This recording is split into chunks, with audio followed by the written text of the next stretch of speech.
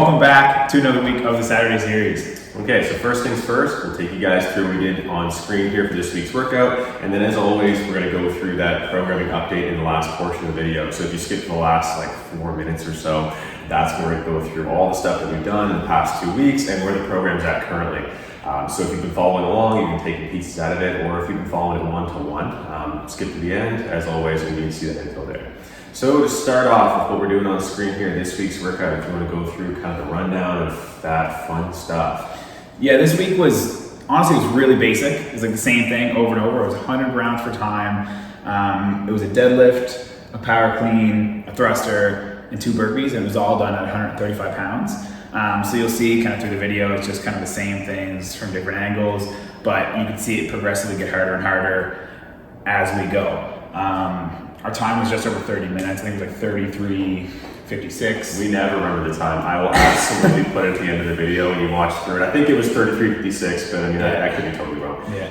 Either way. So where we found this workout, we did not design this 100% on our own. It was inspired, as it often is, by one of the Instagram pages that posts WODs daily. So this one in particular from this week was WOD Roulette. So WOD Roulette on Instagram. They're one of those pages that'll post up just daily workouts, different stuff you can follow along with. So this was taken from one of their ideas that they had maybe a week and a half, 2 weeks ago from the date of posting here. And their idea was 50 rounds per time individually of what we're doing on screen here. So we took it and we figured that would be kind of nice, but let's make it 100 rounds because there's 2 of us and it's going to be a you go, I go. So to break it down, kind of like Jordan was just saying, the way that we went through it was that you go, I go style workout. So the only real rule is that you can't have 2 partners moving at the same time. There's only one person that can actually be executing movements and progressing through the workout at a time, but the total is cumulative. So if we have 100 reps to do, or 100 rounds to do rather, we do it together, so back and forth and back and forth.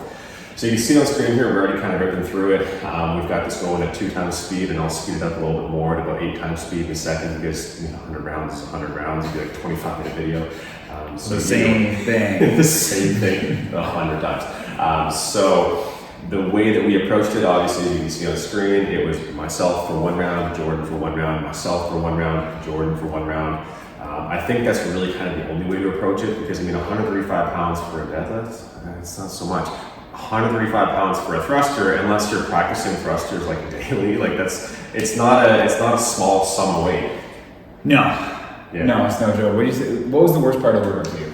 I mean, I think really if you're going through it, the only thing that really sucked was getting it up into the thruster. So I know for myself, our program has been really deadlift heavy, and that's something I've not been exposed to a lot of my training. I'll full blown admit it. I have not spent enough time working on my core strength or my low back stability. A lot of my training in years past, I fall back to a very bodybuilding style mentality, we'll call it, hypertrophy focused and staying away from things like specific and consistent strength training, which I would never let a client do, but I've done for years, so to be totally honest. So either way, long story short, my low back was shot. That was the main thing holding me back from the workout. So I was just trying to stay in as upright a position as possible through my deadlifts and through my thrusters to keep my low back out of it, because by around 50, it was screaming.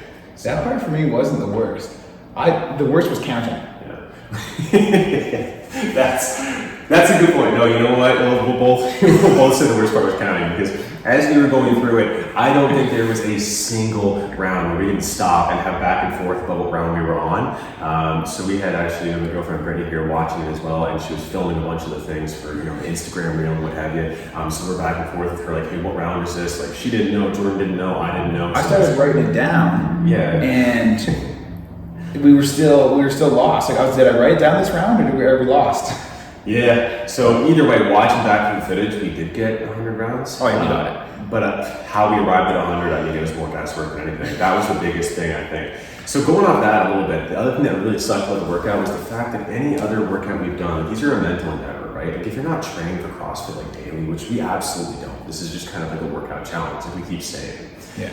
But that means that, these workouts suck tenfold more than what we're used to in a lot of ways, and it really is kind of a mental thing.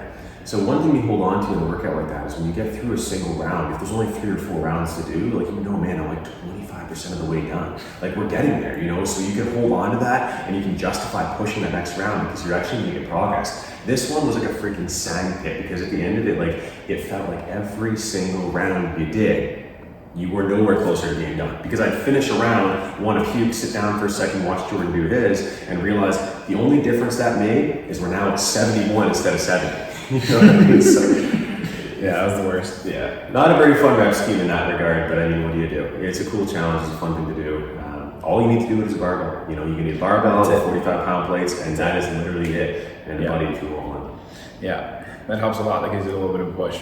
Yeah, so yeah. Either way, that was the whole workout. So this is the last few rounds on screen here, and that's pretty much it. So if you want to take that away, give it a shot, absolutely do it. If you got any ideas for us, throw it in the comment section. If you're looking for the programming update, it'll be on screen here in about a minute, and you can check that out.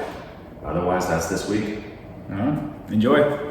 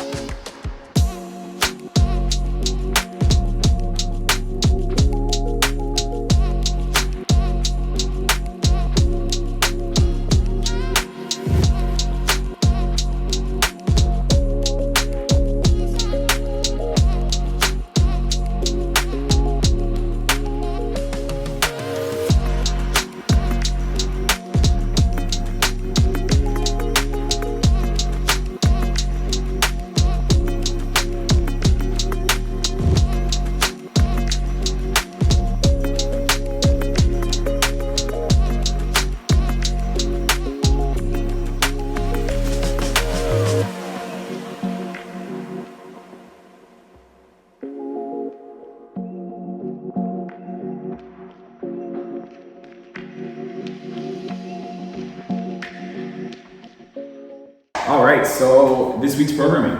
So this week's programming update is going to cover the last 2 weeks, obviously, because we didn't have a video up last week. So this is the last week of the program that we planned for ourselves. So it was a 6-week program like we were touching on in videos past.